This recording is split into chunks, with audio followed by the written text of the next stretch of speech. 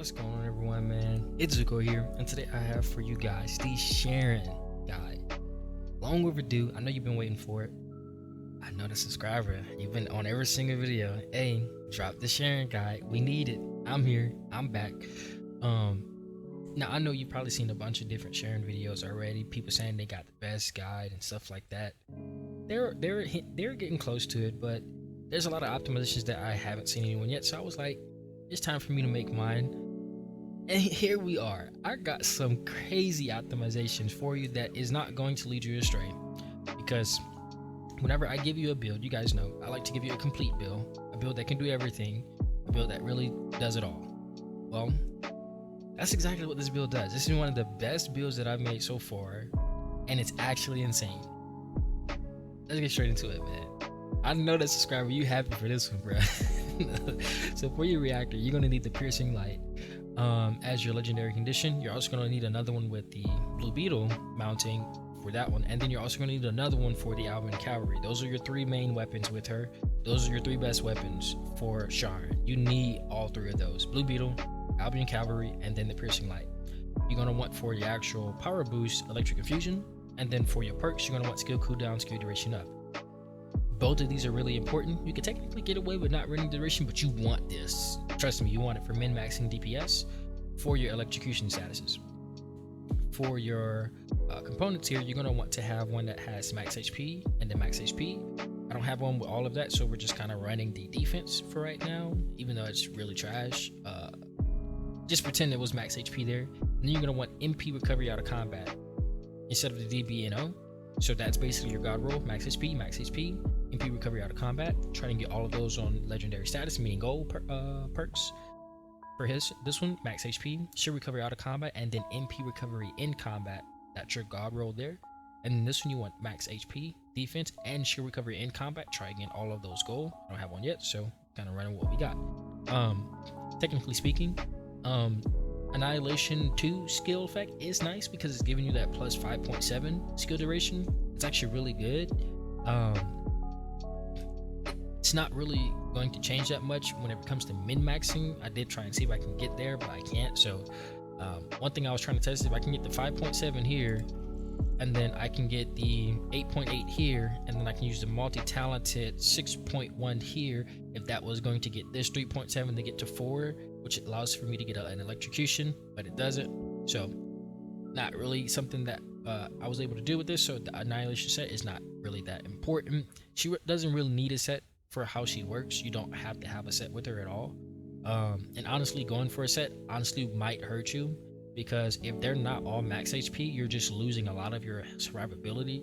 So there's really not a set that I would recommend you outside of the supernova set for mobbing purposes only. Don't bring this into a boss fight, because you're going to not be able to do anything I tell you. But if you're just mobbing around, I still wouldn't recommend it to you. Honestly, you just want to run everything max HP with her. So then for this one here, you want max HP shield recovery modifier. Do not run, I'm telling you, do not run max shields in this slot. Stay away from it. Run anything else. If you get one that has max HP, shield recovery modifier legendary status, and max shield legendary status, delete it if you're trying to play Sharen only. That thing will be trash. It's going to ruin everything I'm telling you here. Do not run any max shields on this character. Going over the weapons now, you're going to want critical hit damage, weak point damage, farm attack, and then farm critical hit rate. The critical hit rate is going to be really important. And what you don't want to do is you don't actually want to like go for anything else. There's really nothing else that you can add that's going to give you a boost. Like, don't run an element on the piercing light because it's going to be weak. And you don't want crossing elements because they'll cancel each other out. You'll only be able to get one status effect trigger, which makes it really, really weak. So you just only want one. And since the boost you're going to get from the toxic attack being added to this, toxic is the best element in the game. It just does the most amount of ticks that you can kind of scale off of, which makes it really strong. But there's no need to run it here. You can run it inside your actual build, and we'll talk about that in a second. So I would say run the critical hit rate, since it has a 40% chance of crit rate. If you go in here, you can see here that it's taking your base stat and then it's timesing that by 10.5, and that's your base stat. So same thing here, taking a 1.2, timesing it by 17.2, that's your base stat. Taking its weak point, base stat of 2, timesing it by 11.3, that's your base stat. That's going to make it to where all of these additives from what your base stat, it's basically adding that, right? This is now going to be the additives. So really, really strong. That's kind of basically how that works there. So since I don't have my person like fully kitted out, I'll basically show you what you're going to want to have on it. You're going to want this. You're going to want focus fire in this slot here. Show you what that looks like. This one, weak point damage increase and the critical hit damage. And then for this one here, you're actually going to want to save that because a lot of people take that off. Don't take it off. You want to put toxin enhancement. This is going to give you a better toxic attack than you would get from actually running the skill. And since you giving yourself an extra 4% chance of critting actually makes a difference whenever it comes to RNG and being as lucky as you possibly can, and running this edging shot with it means that now that 40% can jump all the way to 80% whenever you fully have this thing like kitted out. That's a huge jump, that's a huge difference, and that's less RNG. So I would say do not run this with an element. Put your element here because this is going to give you 30% firearm attack increase, which is always going to be more than that little baby one that would have gave you. And since this scales off of your firearm attack, this is the best damage boost. And overall, whenever you actually upgrade your character more and more, you upgrade this weapon more and more, this actually gets stronger because it takes all of your firearm attack, whatever that end value is, and then it adds it to this bad boy. It doesn't work with this though. Strengthen first shot, it does not work with that. I don't know why, but it just doesn't. Maybe they thought it would be broken, but for everything else in your kit, it'll scale off of this. So this is really, really important. So this basically is really strong. And the way that toxic attack works is if you shoot a shot here, see how 12, 12, 12, 12, 12, 12, 12, 12, 12, 12, 12, 12. You get a critical hit, it'll jump that damage by whatever your critical hit damage is, which means as we're upgrading our critical, that'll get stronger. As we're upgrading our firearm attack, this will get stronger. Really, really insane. Which means if you can always get more critical hits, then this attack just gets stronger. So why would you not want to run more crit rate so that way this can get stronger and this can happen more if you actually do get the hit that actually procs the actual thing. It can happen off your first bullet, your second bullet, or whatever bullet. It's really, really nice. Again, 33 trigger rate. So this is honestly one of your biggest boosts, but you don't want to go for it first. You want to go for it last. You want to get all the other skills you saw on the Afterglow sword on this bad boy here. So again, focus fire, the weak point, and all the other stuff. Cool though. That's basically the most damage you're going to be able to get out of this weapon here. We're going into the build now, and we're looking at this build. We're running focus on fusion, focus on electric. These are your two most important ones. You need to have both of these. Don't run anything else. Don't run electric master. Don't run none of that. You want to run these two. And it's important to run these two like this because you need to have as low of a cooldown on this ability when we get to talking about that.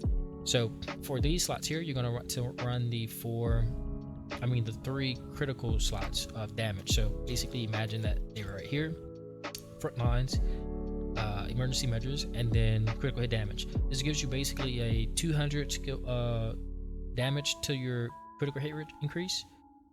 To your crit damage increase, and then for your skill critical hit rate plus 100 pretty much.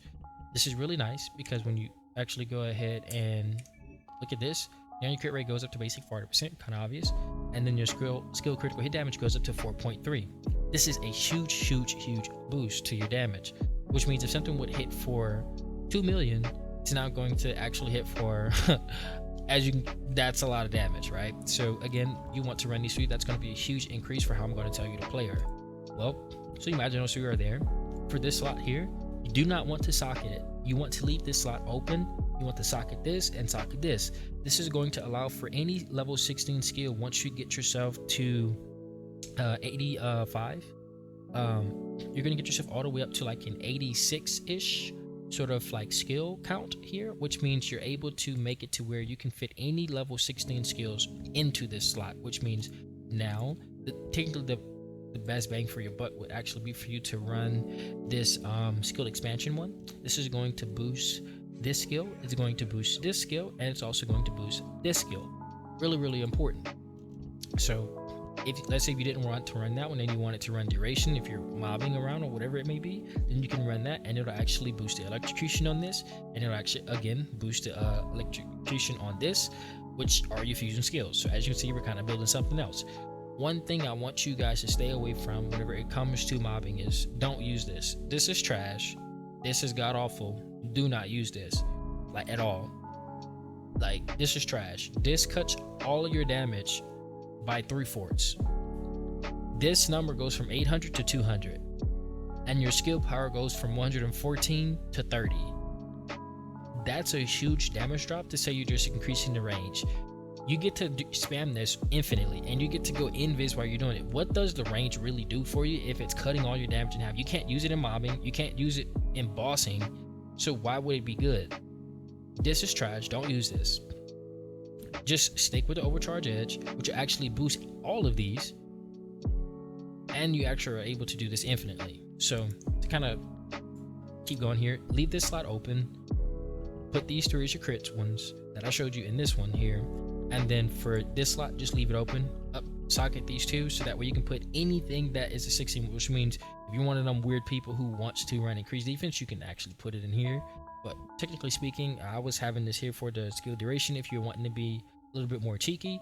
But if you feel like you can't survive as yourself as a player, you don't know how to like use the defensive mechanics in the game that the game allows for us to do with that, or the skill duration, you can actually take that off and then just go ahead and run this. Where's it at? Where's it at? You can run this. And since MP doesn't rattle with her, you can actually get away with this quite easily. And this is going to basically give you a large increase to your HP. Really strong, by the way. So now again, that number goes to 12. You can get this all the way up to 20k with just HP alone, just off of this. So it's really nice. I would honestly recommend you kind of run this here. This is all you need for her, because again, you have an invisibility ability that allows for you to basically make everything in the game except a Colossus to stop attacking you, which means the moment you proc the ability, hey, bye-bye. Nothing else in this game will attack you except a Colossus. It only does not work on Colossus, which is really nice. So now let's go ahead and talk about this, because we actually kind of have to go a little bit more in depth here to kind of understand why we have her built like this.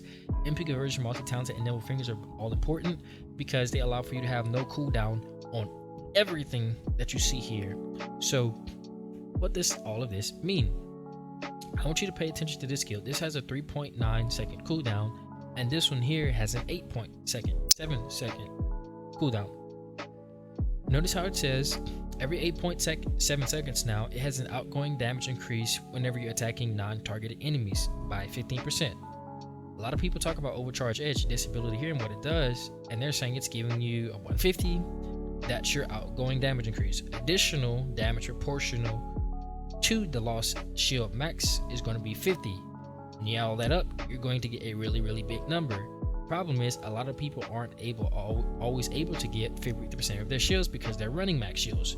I'm telling you right now, if you're running shield recovery out of combat, shield recovery in combat, and shield recovery modifier with no max shields in your build at all, you're basically taking 50% of a lower number. And if you're running these things that naturally regen over time, you're able to always get 50% of your shield, because this works off of a percentage. It does not work off of a total number. So why would you want to run shields on her whenever you need 50% of your shields always in order to always get this damage boost, additional damage? So you always want to get that additional damage, so that way you can always hit harder. So now every shot can hit for this maximum instead of just 2, and then you never get it again. So you want your shields as low as possible, which is the reason why we're speccing it to stem. Another thing that's also important is your minimal use condition to actually even proc this at all is going to be you need to have at least 15% of your shields. Well, if your max shields is really low number that is always being regen by shield recovery in combat or shield recovery out of combat, it makes it to where this can always happen. This is really strong. Now this one's a little bit harder to map out, because if you're fighting Colossus with a team, then outgoing damage increase when attacking non-attacking bosses and targeting you, that can happen. You would just have to pay attention to if the boss is attacking you or not, obviously. But if you're playing with the team that is doing the stuff I say to do in my previous video, check that out, how to beat every boss easily, then this can actually happen every other shot. Now what's cool about this, it says it's an 8.7 second cooldown, but it's really not, because we're at a 74.3 naturally. What actually happens is whenever we proc that dimension skill, basically R3 and R2, it makes it to where we actually take off 20 more percent, which means that 74 is now basically 94.3, which means everything that has a cooldown is now going to have a 94.3 cooldown, which means you can cut this down even more. And since this cooldown number is a very large number, 45, compared to this number, it means that literally every single shot that we do is going to get all of that damage taken off. And if you time it a little bit bad, then you're going to not get that, which means you're actually not going to get the 150 or just the 50 on top of that. You're going to get an extra 15%, and it's outgoing damage, which means after your weak point, after you hit everything that's been calculated from your outgoing damage from your gun, all your stats, everything, it increases that number, which means your critical hit, everything gets increased by this. Not just your firearm attack, everything, even your toxic attack, which is the reason why I say you want to run this toxic enhancement, right? So let's go ahead and put this back on here. So it's really important to make sure that your outgoing damage is the highest number you can possibly get, so that way all of these buffs of this 150 and then the 50 and then the 15% all are taken into account. So just remember here, this is a 150 damage increase, but you're only going to get that 150 depending on your proportionate loss max shield, which means you always want to use 50% of your shields, so that way you can always get that 150. It kind of makes sense. So now since we talked about those here, let's talk about these two. This is giving you basically a skill power modifier of 68. This is increasing your electrocution damage here by 200%, and for this ability it's increasing it by 50%. So it's really important. It's a nice electrocution damage boost, so really nice. Also for this bad boy, this is going to, whenever you fully have it upgraded, it's going to give you a 71% electric skill power boost. That's going to basically boost this number, your actual bigger numbers, by 71%, which means this 31 gets a huge boost. And then on top of that, it basically, the way that the game calculates it, it calculates skill power and then electric skill power, like basically that same way right there, basically times in itself. So the higher that this number is, it actually makes this even stronger for your electrocution, but mainly for the bigger hits of these daggers here, and mainly for this big hit of your fusion cutoff beam. And since this number is at 800, it's a really nice nice damage. Right now it's already hitting for 500k, and that's without a reactor, and that's without me actually using the optical sword weight, and it's already hitting for 500k. Again, you're looking at this thing possibly hitting for like 2 point something mil, like non-crit, and then if it does crit, if you're running the crit mods, you're looking at this possibly hitting for like a lot of damage. And right now, again, so this one is hitting for, again, about 500k just naturally, and that's really strong. To say that I don't have it like upgraded or fully kitted out just yet, especially if I don't boost it by this number. And then the mini ticks are ticking for 100k, 97k to be exact, but 100k for all those ticks. And again, the more duration we get on this build, so let's say if you want to run duration just to make this stronger, you could. You want to run skill expansion to make it actually wider, I would say that would be the better bet. I would say run skill expansion is your main thing here, whether you're bossing or mobbing. I think skill expansion is great because it also boosts this ability, and it also boosts the explosion radius of this ability for the little daggers. I think this is the most bang for your buck. But if you want to go ahead and run duration, I would understand it, because that's just a lot of damage. This skill is kind of slept on. This makes the Albion Calvary gun really strong, because you can cause stun with your character for 6.1 seconds, which means now whenever you shoot the Albion Calvary gun with this bad boy, you got basically 6 seconds to actually get a critical hit to keep that going over and over again. And just you actually proccing this on a mob and then shooting with your Albion Calvary gives the Albion Calvary a 25% firearm attack increase.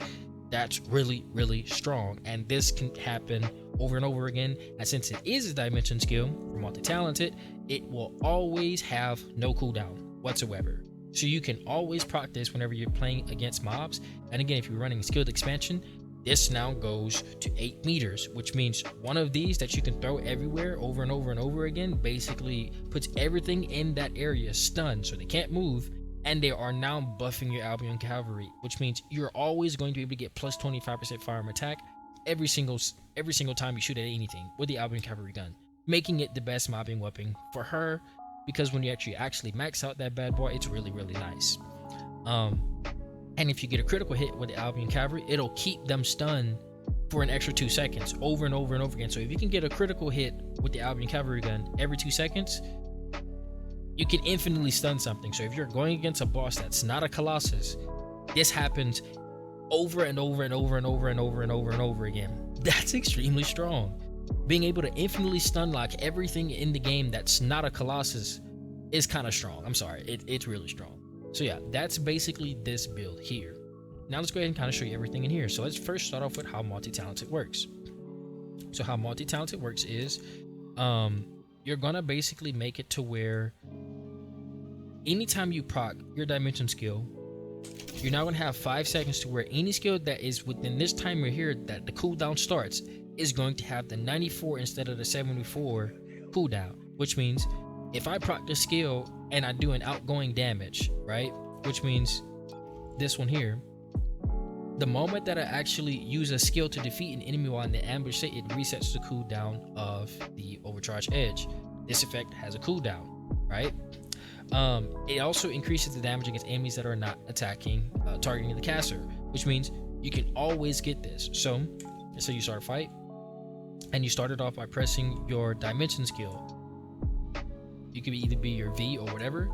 If you go ahead and get and kill something with this skill, you're going to get that little extra boost, which means if I'm here and I press this ambush skill here and I touch here, boom. Again, like I said, a lot of damage, right? And again, the cool thing about your 2 here is that you can actually animation cancel it by pressing it again within itself, which means you can 2-2, and then you can press your Q. You can press your Q again, you can press your Q again, and as you can see, your Q has no cooldown. So that's a lot of DPS, right?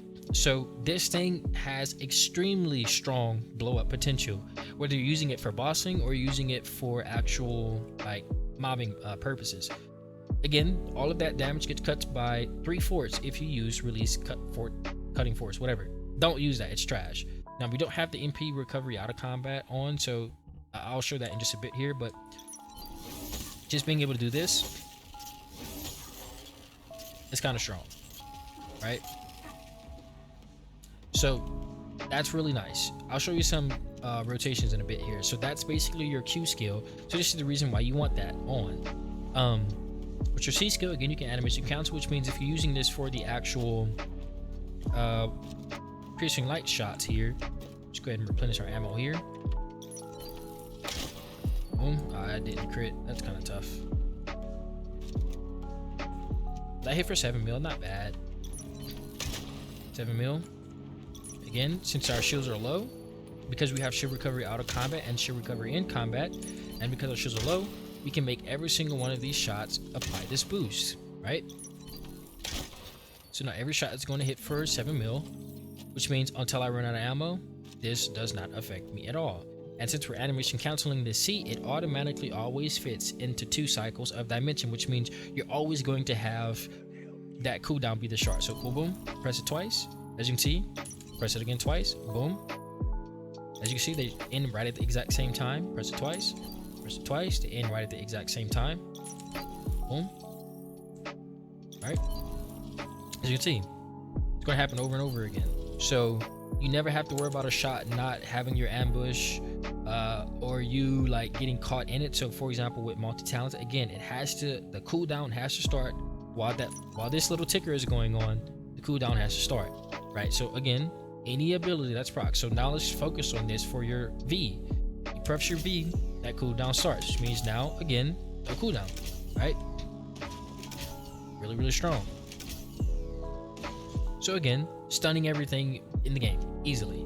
And since it's a dimension skill, it's always going to proc it, which means let's say you did this here for your first one, and then let's say you did this here for your second one, and again the cooldown didn't start, so now you end it, and now look at the cooldown, it's longer for you too, right? If that happens, what you can do is this.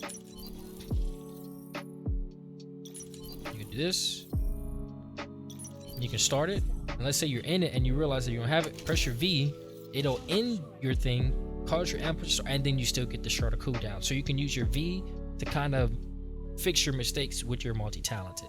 This is also really important for your 4 as well. Instead of just your 3, you press your 2 twice and you press your 4 once. Let's make it to where you can get into this early, to where you always get that cooldown. As you can see, look at the cooldown on that bad boy. You can do that over and over again. This is really, really strong. Another thing you can do is, I'll show you in a second. Give me a second. But basically, this is your rotation. You want to double tap your 2, tap your 4, hit your 1. Now to talk about how to sort of optimize her whenever you're in gameplay. So again, because we don't have any shields, when we do this, we basically recover that instantly. I was running the shield recovery out of combat and all that. That would basically be 9 instead of the 4. You'd basically get that forever. Again, let's say you're playing with the character and then you got shot at and then it broke all your shields. That's going to happen a lot. Well, you're supposed to always be invis, so that way, again, that shield recovery starts immediately. And then if you take a hit, it's going to start after the next 3 seconds, which means because this duration here is all the way to 5.5, you're going to make it to where you're going to have 2.5 seconds of actual duration. And this is the reason why I say you want to run skill duration up, because this actively boosts how long this lasts. And if you take off the overcharge edge, this goes from 5 seconds to 10 seconds natural. So don't use this for infiltrations. It's not going to be that good for you. You want to use this for DPS. So again, let's say you're taking damage. This is the reason why I say you don't really need to have too much defense on her. Just go into your invis and then everything in the game stops attacking you. This allows for you to immediately start your shield recovery whenever you want, and then it ends, and then you're going to have enough shields to always proc this. And you're always going to make it to where you're going to kill that thing, which means you can just do another cycle of that. You can just do another cycle of that. And just another cycle of that. So it makes it to where you can always have upkeep on this, which is really, really strong. And that's the problem a lot of people have with their Sharen. It's the reason why they only use her in solos and they don't really use her for group plays, because they don't have 100% upkeep on this damage increase, which means they really, really do suffer. With her, I have no troubles always getting that extremely high damage boost. So it's really important to have this within your arsenal. What's also important to note is this also means that you can get everything in the game outside of a Colossus to stop attacking you, which means let's say you used all of your MP over here, over here, over here, over here, over here. All right, cool. You press your C, boom, MP recovery out of combat. So again, you never have MP problems. So this is the reason why I say you can go ahead and run stim accelerant, because MP doesn't matter whenever you're going to be able to use all of that forever. And you're always going to be able to have MP because you're the only character in the game that can actively stop yourself from taking damage outside of a Colossus. So again, there's no need for you to run release cutting force edge, because you can just simply use your Z. That's me double tapping my 2 and then tapping my 4. So really, really strong character. You can use now all of her abilities, and all of her abilities have a purpose. Your 3 gives your Albion Calvary an extra like firearm attack for boosting your skills. In boosting your actual firearm attack of that weapon, making it a great weapon for you in mobbing. Your C is basically you controlling your MP and your shield recovery, so really important on top of damage that can always happen. And then your 1 is basically your explosion ability that literally nukes everything in this game. You can even use it to like kill the devourer. You can play off of that alone, so not a bad ability, especially whenever I actually go ahead and upgrade this. This is really going to jump up by quite a lot. Think about it like this.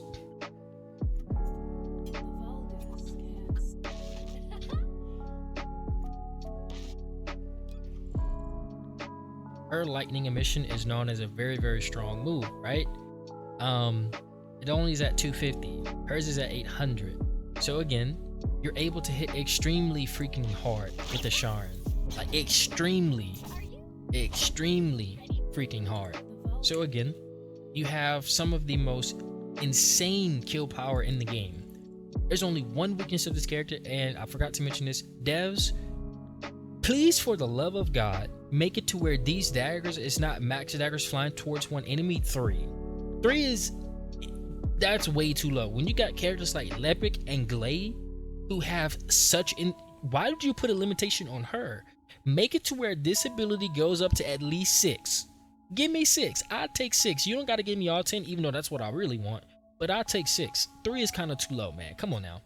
But it's a good ability. I would like it if we can use it for mobbing as well, because not everyone wants to use a sniper rifle. That's why I'm giving them the blue beetle option, because if you run out of ammo, then you run out of ammo. Again, the only thing Sharen's can do in order to keep this is to run up to one of these in a Colossus fight and try and get an extra 5. Other than that, that's it. So make it to where this explodes a little bit more. Give her that beautiful damage potential of actually using her skills. It already has a super long startup, right? And it's a cool looking ability. Give it to her. So that's everything I have for you guys, man. It's Zuko. Hopefully you enjoyed this video, my guys. We are out. Peace.